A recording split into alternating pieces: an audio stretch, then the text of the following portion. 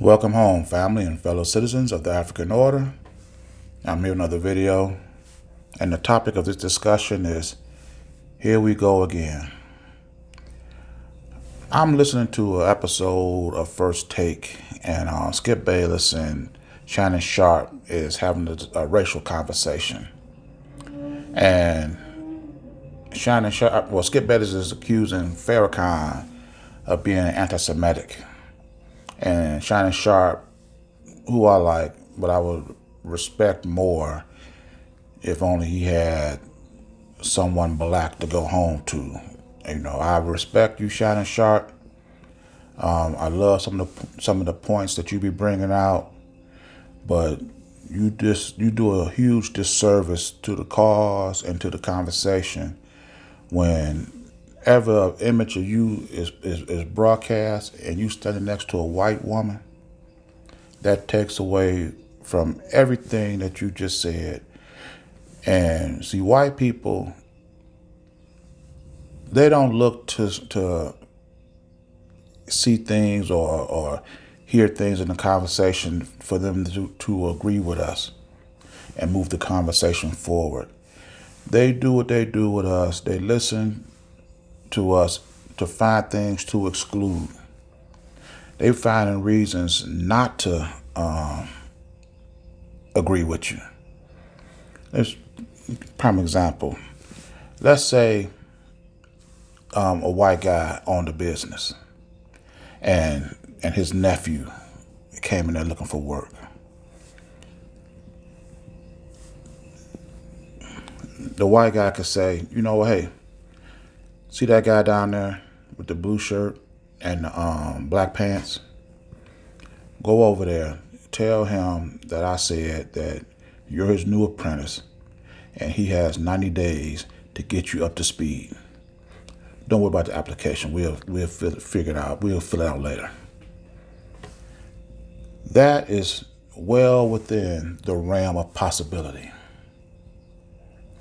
Now, same guy let a black person walk into his office, just as desperate to find a job as his nephew was. Do you think the process will be anywhere near the same? Not only will we have to go into depth or detail about why we're in this position, but we're going to have to fill out an application. And as he's going over it, he's not going to be looking for reasons to hire this person. He's going to be looking for things to exclude him. He can not have a felony. He can, graduated, blah, blah, blah. Oh, but look, he got dishonorably discharged 20 years ago. All the other qualifications will go out the window because of that one thing that has no bearing on today. Shannon Sharpe, when you sit up here and talk as passionately as you do, and people be leaning towards, listening to you and understanding you, and then you pop up with this snowflake on your arm. You become the dishonorable discharge that was on that resume. And even though it has no bearing on what you're doing today, no matter how far ago that incident was, and it could be for a valid reason. You was participating in the war. You felt that they was asking you to do things immoral, wrong, that you just didn't agree with, and they removed you. There's nothing dishonorable about that. But they will get you out of there. And even though it was 20 years ago, it'll stay on your record. And as soon as he see it, you done.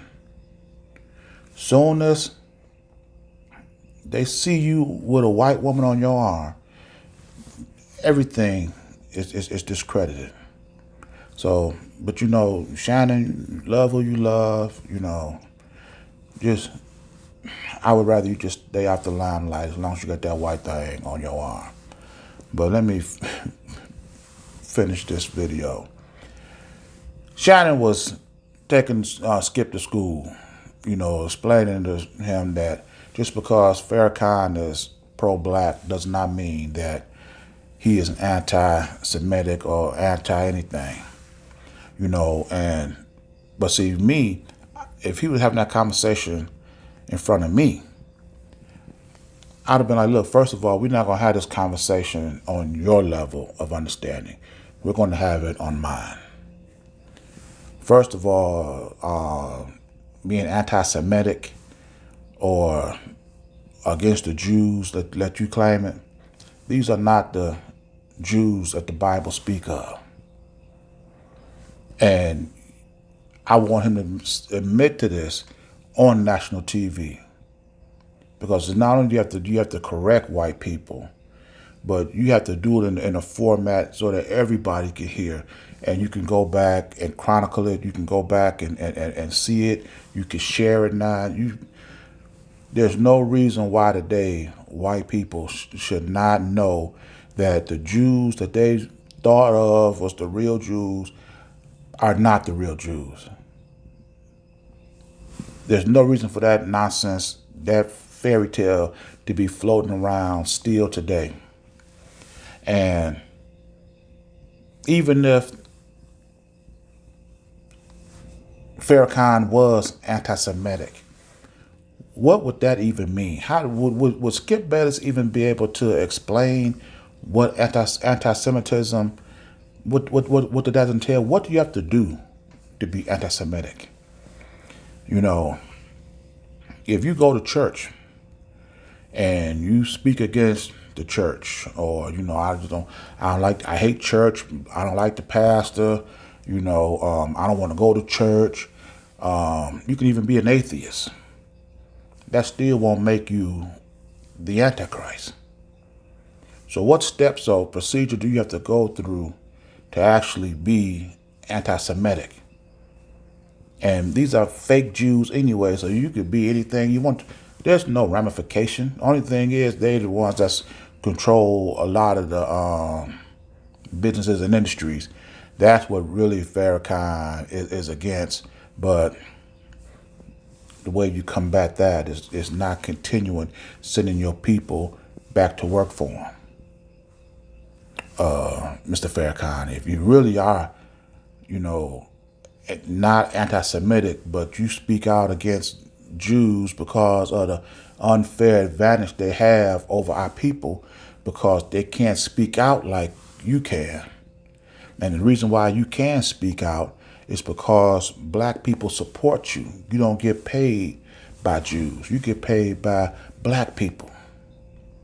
But if they spoke out as you speak out, the Jews can take the job away from them. So knowing that, your voice should be guiding your people to a position where they can speak out without the Jews having the ability or ownership over their way of life, by replacing the businesses and industries that they work for so that they can be free to speak their mind. Just you being free when all the people who support you are not isn't helping anything, isn't helping the cause at all. This is 2021. You would think by now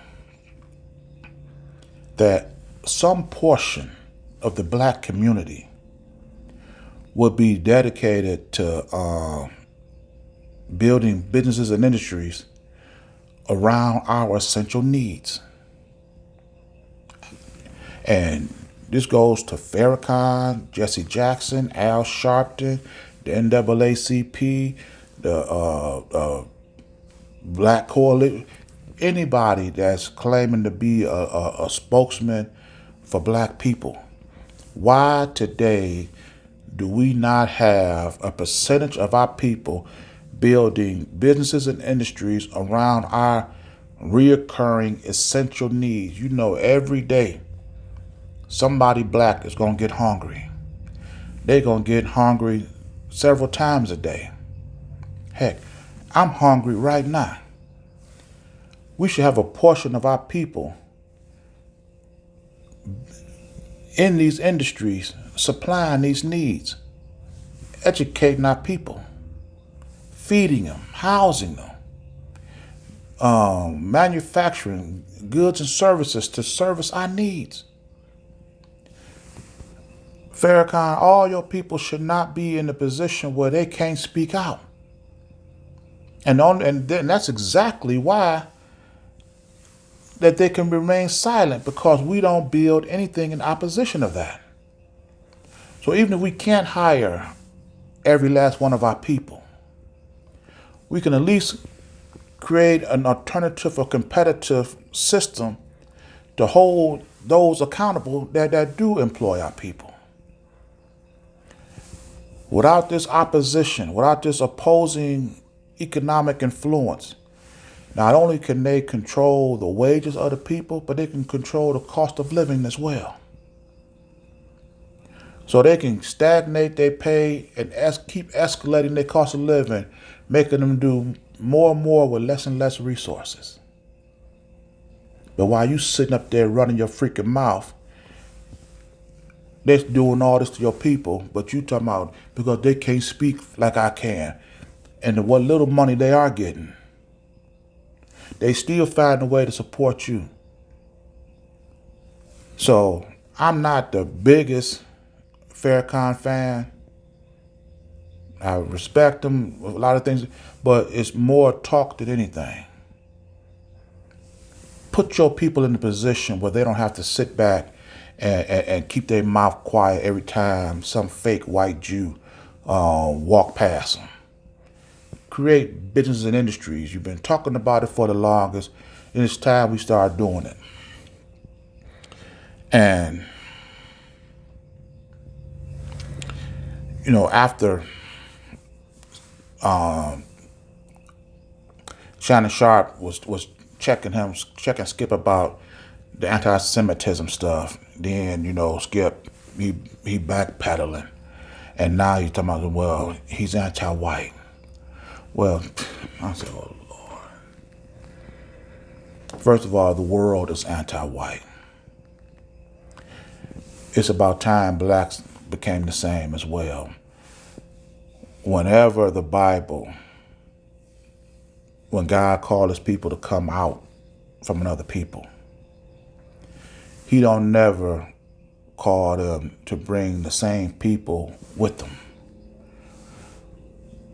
When he pulled the Jews out of Egypt, they didn't take no pharaohs with them. And there's no example of where God called his people out of an area and somebody said, well, this is a good one. He's coming with us. No, that never happens. But because of the failed leadership of black people, we still so quick to make family members out of our oppressor, calling Joe Biden Uncle Joe. He can come to the cookout, crack one little joke, do one little kind act. Oh no, he can come to the cook. No, they can't. And Joe Biden is not family.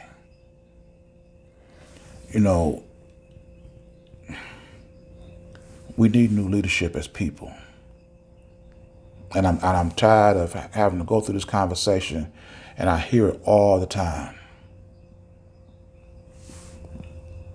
It is time for us to come out from these people, leave them alone, and build our own.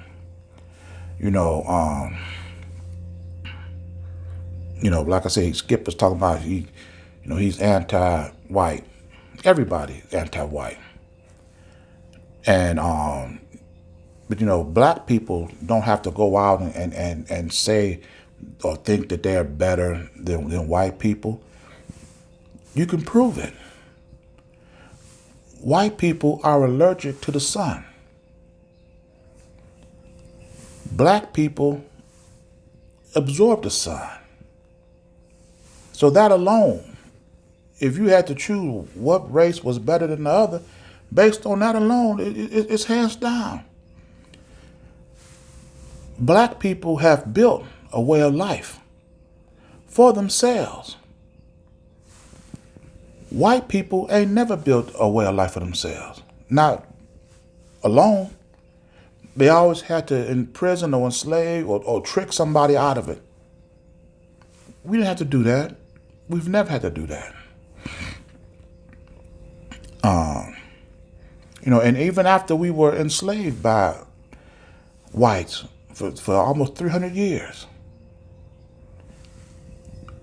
when we did break from them and went to Seneca Falls, New York, Rosewood, Florida, Tulsa, Oklahoma, we built a better way of life for ourselves than what whites ever built for us. And it was whites that kept coming back, tearing our system down, forcing us back into their way of existence. So we ain't never needed them. Whites are the ones that need us because they cannot have any environment where blacks have a independent way of life outside of them, because they know that black people are going to take that pattern and share it with other people. And then there'll be a whole bunch of Tulsa, Oklahomans, a whole bunch of Seneca Falls, New York, a whole bunch of Rosewood, Florida, all over America. And then once you start seeing that, more people will start flocking to that way of life than this way of life, and white people will be done. It'll be over with. This is why they keep tearing down everything that we do. So if anybody is anti-anything, it's whites. They're anti-black, they're anti-black success, they're anti-black independence. They physically try to take over and stop blacks from doing anything for themselves. Black people don't never be, and we ain't about that life. But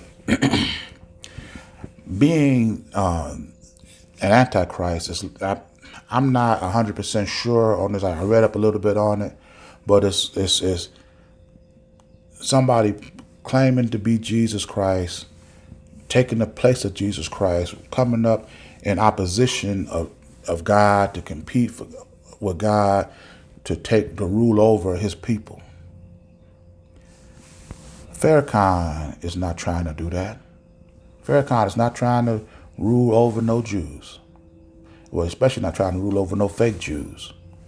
Blacks are not trying to rule over white people.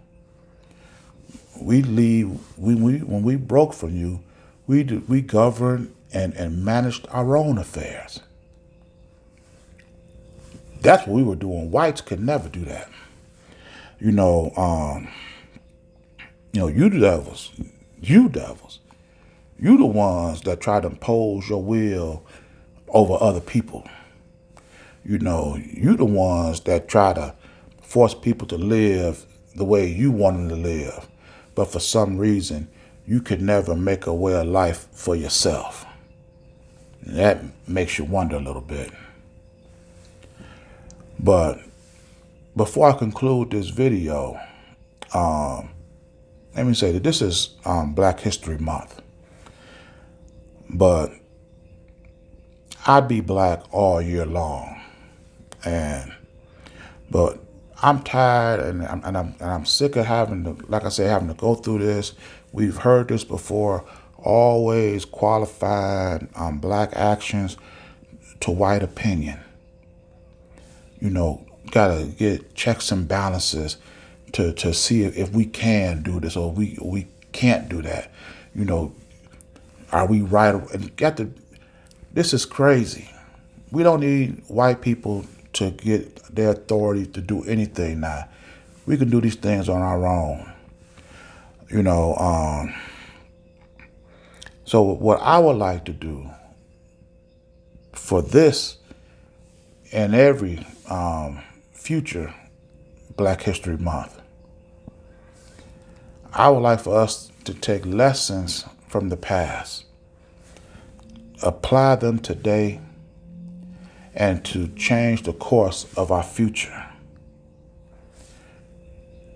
That way, we won't have to keep going over this sad story over again of explaining to white people over and over again. Let's take from our past, apply what we learned to today, and let's change our future together. I'm going to end this video here, and if you like this message, please share it. And if you like the channel, I ask you to subscribe. And with this video, as with all my videos, it is for the complete liberation of my people. And I'll see you in my next message. Ashe.